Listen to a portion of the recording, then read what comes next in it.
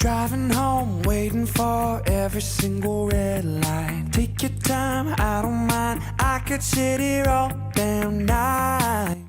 Ezra, speaking with you, my friend. It's kind of weird talking right now because the last time I saw you, you were doing a private performance at Soho, and the place was jam-packed.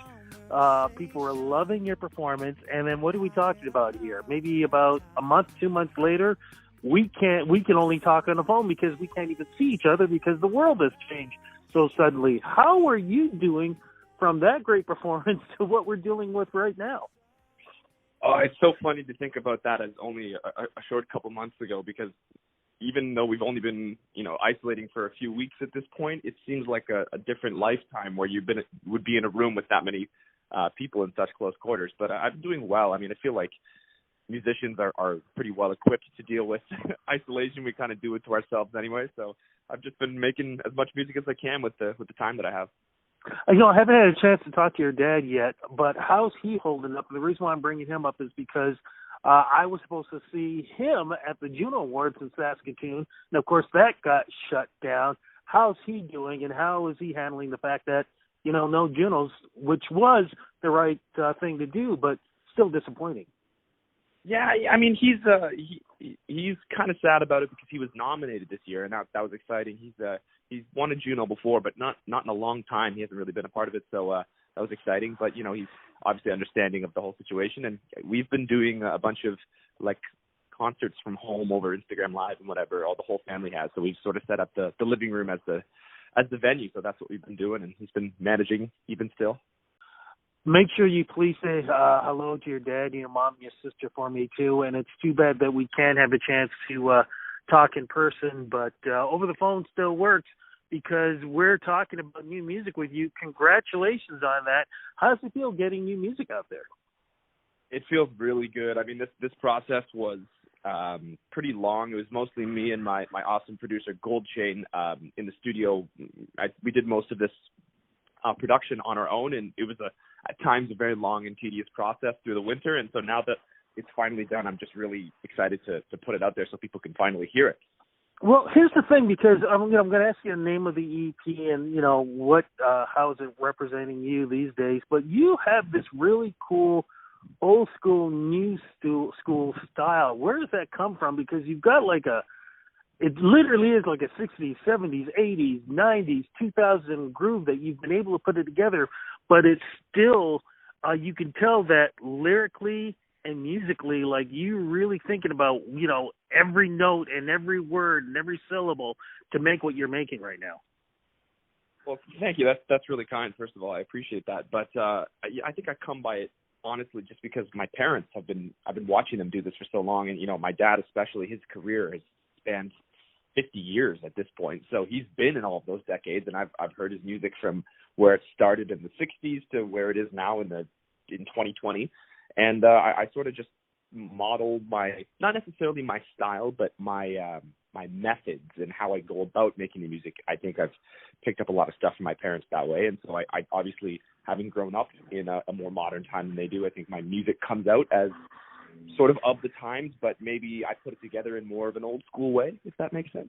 That definitely does make sense, especially when you hear the music. What's the EP called? And again, as I asked before, how's it representing who you are today? It's a 7-track EP called Cheap Therapy, and I pretty much wrote it all about the beginning, middle, and end of a relationship that I had, and it was sort of, I was writing songs throughout the relationship, and then after we broke up as well, which was a bit of a unique circumstance. We were traveling in Southeast Asia, and we sort of broke up in the middle of the trip, but finished the trip as a couple. It was weird. So it was a very unique situation, and I that whole experience changed me a lot, and I ended up writing this EP as a result of the journey I went through as a person.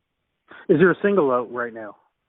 There are 3, actually. The first single came out just near the end of 2019, and that was called Is It Just Me?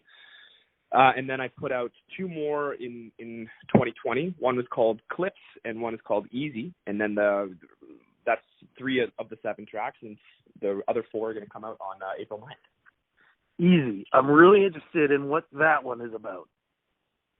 So that one I wrote with a couple awesome guys out in LA. One, my drummer Julian from Toronto. We were on a trip in LA with my producer that I work with sometimes. His name is Leo, and that one was written about the actual conversation that I had with my then girlfriend in Thailand when we broke up. It was just, things were going well. It's not like we were arguing or whatever, but you could just, there was something happened, and you could just feel this tension where you knew this conversation was happening.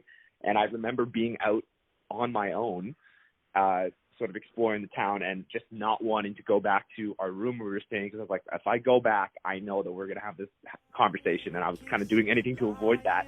And that was what spurred the inspiration for the song. Oh, oh, oh, and now it's hard to breathe. Feel my heartbeat. Oh, I wish I had some way to make this easy. How am I gonna let this slip straight from my lips? Oh, I wish I had some way to make this easy. Some way to make this easy. Easy. Oh, oh, I wish I had some way to make this easy. Some way to make this easy. Easy. Oh, oh, I wish I had some way to make this easy. Now, speaking of LA, you were supposed to travel. In fact, and correct me if I'm wrong, were there plans on you actually, locating down in LA? Yeah, I was trying to move down there probably at the end of April. It was a bit of a moving target, but obviously with the way that things are now, I'm not really in any rush to get down there until things settle down. I'm really grateful to be back in Toronto and in Canada, where it obviously seems like the situation is not as dire. But I still think someday I'll end up there. Just not until these more important things have subsided. Well, in the meantime, I know there are no tours going on right now, but are you going to be, as you mentioned before, more social media or online performances? Yeah, definitely. We're looking at, my whole family is interested in it as well as myself, and there's actually a way to, we've just bought this little gadget. It's going to come in the mail any day now. You can plug it into your phone and you get proper sound from your computer as opposed to using just the phone mic. So it sounds really good, and it's going to make the concert experience, the virtual concert experience, awesome. So I'm whenever that comes, we're going to set that up, and we can have some really high quality shows with good production value, I hope. So even though I can't be there in person, that's what I'll be spending my energy on. Looking forward to it. Look, to follow you on social media for the live streaming and everything else that's going on, including, of course, picking up your new EP, where do we go? Where do we follow? You can follow me on Instagram or on YouTube. It's just Ezra Jordan, my name. If you Google me, I'll pop up. But I'm on Spotify, I'm on Apple Music, Amazon Music, Tidal, anywhere you'd stream or buy your music, you can find me under my name. My friend, you be safe. Say hello to the family for me, too. And hopefully next time we get a chance to talk, it'll be in person. Yeah, absolutely. You too, Rudy. And everyone, I told my mom right before we got on this interview that I was going to talk to you, and she said to send her love. So stay safe and wash your hands. Definitely doing that. Take care, my friend. Talk soon. Thanks, Rudy. Bye. Bye-bye. Oh, I wish I